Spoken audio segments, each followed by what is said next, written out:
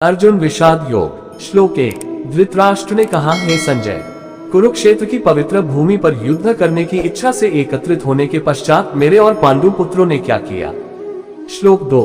संजय ने कहा, हे राजन, पांडवों की सेना की व्यूह रचना का अवलोकन कर राजा दुर्योधन ने अपने गुरु द्रोणाचार्य के पास जाकर इस प्रकार के शब्द कहे। श्लोक 3। दुर्योधन ने कहा, पूज्य आचार्य, पांडु पुत्रों की विशाल सेना का अवलोकन करें, जिसे आपके द्वारा प्रशिक्षित बुद्धिमान शिष्य द्रुपद के पुत्र ने कुशलता पूर्वक युद्ध करने के लिए सुव्यवस्थित किया है।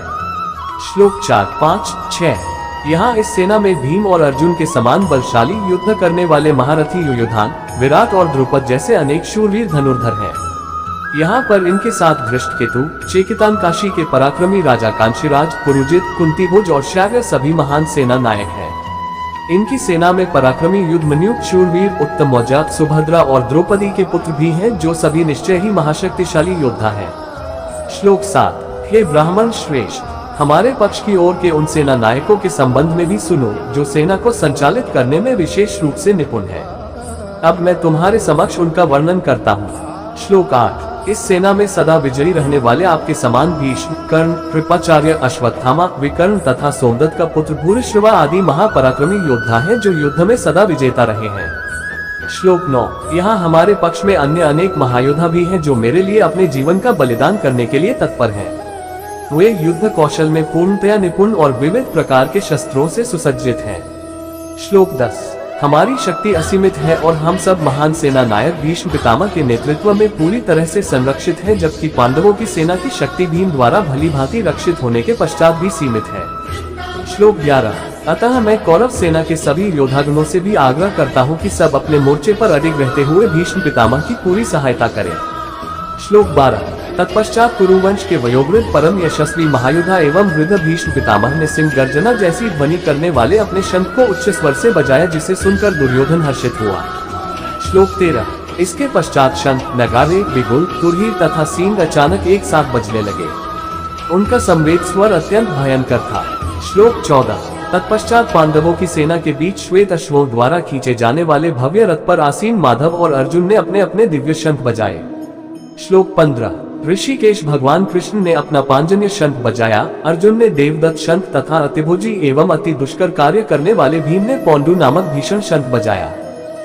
श्लोक 16, 17, 18। हे पृथ्वीपति राजन, राजा युधिष्ठिर ने अपना अनंत विजय नाम का शंख बजाया तथा नकुल और सहदेव ने सुघोष एवं मणिपुष्पक नामक शंख बजाए।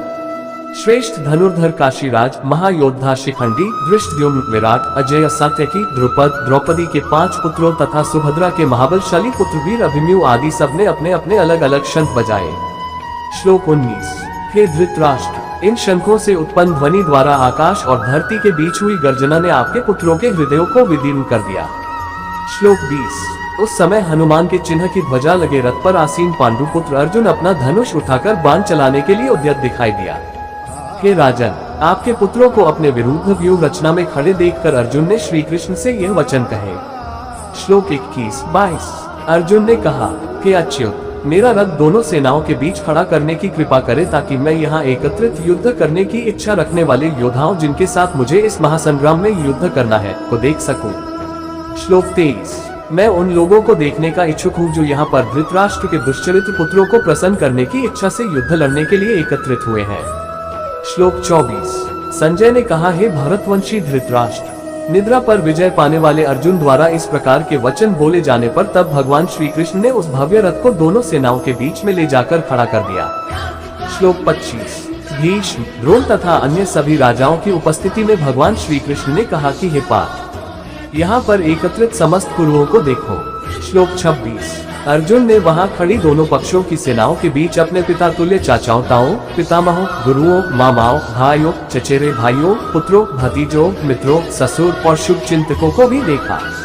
श्लोक 27। जब कुंतीपुत्र अर्जुन ने अपने बंधु बांधवों को वहां देखा, तब उसका मन अत्यधिक करुणा से भर गया और फिर गहन शोक के साथ उसने निम्न वचन कहे। श्लोक 28। अर्जुन ने कहा, हे कृष्ण, युद्ध करने की इच्छा से एक दूसरे का वध करने के लिए यहाँ अपने वंशजों को देखकर मेरे शरीर के अंग कांप रहे हैं और मेरा मुंह सूख रहा है। श्लोक 29, 30, 31। मेरा सारा शरीर कांप रहा है, मेरे शरीर के रोए खड़े हो रहे हैं, मेरा धनुष गांडीव मेरे हाथ से सरक रहा है और मेरी पूरी त्वचा में जलन हो रही है। मेरा मन उलझ रहा है और मुझे घबराहट हो रही है। अब मैं यहाँ और अधिक खड़ा रहने में समर्थ नहीं हूँ। केशी राक्षस को मारने वाले हे केशव, मुझे केवल अमंगल के लक्षण दिखाई दे रहे हैं। युद्ध में अपने वंश के बंधु बांधवों का वध करने में मुझे कोई अच्छाई नहीं दिखाई देती है और उन्हें मारकर मैं कैसे सुख पा सकता हूँ। श्लोक 32-33। हे कृष्ण, मुझे विजय, राज्य और इससे प्राप्त होने वाला सुख नहीं चाहिए। ऐसा राज्य सुख या अपने जीवन से क्या लाभ प्राप्त हो सकता है, क्योंकि जिन लोगों के लिए हम ये सब चाहते हैं वे सब इस युद्ध भूमि में हमारे समक्ष खड़े हैं। श्लोक 34-35। हे मधुसूदन, जब आचार्यगण, पितृगण, पुत्र, पितामह, मामा, पौत्र, ससुर, भांजे, साले और अन्य संबंधी अपने प्राण और धन का दांव लगाकर यहाँ उपस्थित हुए हैं, यद्यपि वे मुझ पर आक्रमण भी करते हैं, तथापि मैं इनका वध क्यों करूं? यदि फिर भी हम धृतराष्ट्र के पुत्रों का वध करते हैं, तब भले ही इससे हमें पृथ्वी के अलावा तीनों लोग भी प्राप्त क्यों न होते हो, तब भी उन्हें मारने से हमें सुख कैसे प्राप्त होगा? श्लोक 36-37।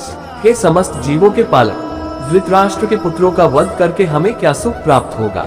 यद्यपि वे सब अत्याचारी हैं, फिर भी यदि हम उनका वध करते हैं तब निश्चय ही उन्हें मारने का हमें पाप लगेगा। इसलिए अपने चचेरे भाइयों, धृतराष्ट्र के पुत्रों और मित्रों सहित अपने स्वजनों का वध करना हमारे लिए किसी भी दृष्टि से उचित नहीं है। हे माधव, इस प्रकार अपने वंशजों का वध कर हम सुख की आशा कैसे कर सकते हैं? श्लोक 38-39। यद्यपि लोक से अभिभूत विचारधारा के कारण वे अपने स्वजनों के विनाश या प्रतिशोध के कारण और अपने मित्रों के साथ विश्वासघात करने में कोई दोष नहीं देखते हैं, तथापि हे जनार्दन, जब हमें स्पष्टतः अपने बंधु बांधवों का वध करने में अपराध दिखाई देता है, तब हम ऐसे पापमय कर्म से क्यों न दूर रहें? श्लोक 40। जब कुल का नाश हो जाता है तब इसकी कुल परंपराएं भी नष्ट हो जाती हैं और कुल के शेष परिवार अधर्म में प्रवृत्त होने लगते हैं। श्लोक 41। धर्म की प्रबलता के साथ हे कृष्ण, कुल की स्त्रियां दूषित हो जाती हैं और स्त्रियों के दुराचारिणी होने से हे वृष्णिवंशी अवांछित संतानें जन्म लेती हैं।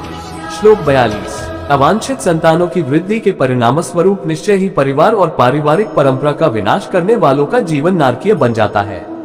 जल तथा पिंडदान की क्रियाओं से वंचित हो जाने के कारण ऐसे पतित कुलों के पितरों का भी पतन हो जाता है।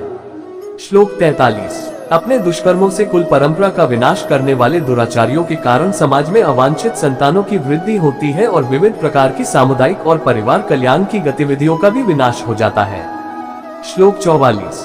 हे जनार्दन, मैंने गुरुजनों से सुना है कि जो लोग कुल परंपराओं का विनाश करते हैं वे अनिश्चित काल के लिए नरक में डाल दिए जाते हैं। श्लोक 45-46। ओह, कितने आश्चर्य की बात है कि हम मानसिक रूप से इस महापापजन्य कर्म करने के लिए उद्यत हैं। राजसुख भोगने की इच्छा के प्रयोजन से हम अपने वंशजों का वध करना चाहते हैं। यदि धृतराष्ट्र के शस्त्र युक्त पुत्र मुझ निहत्थे को रणभूमि में प्रतिरोध किए बिना भी मार देते हैं, तब यह मेरे लिए श्रेयस्कर होगा। श्लोक 47। संजय ने कहा, इस प्रकार यह कहकर अर्जुन ने अपना धनुष और बाणों को एक ओर रख दिया और शोकाकुल चित्त से अपने रथ के आसन पर बैठ गया। उसका मन व्यथा और दुख से भर गया।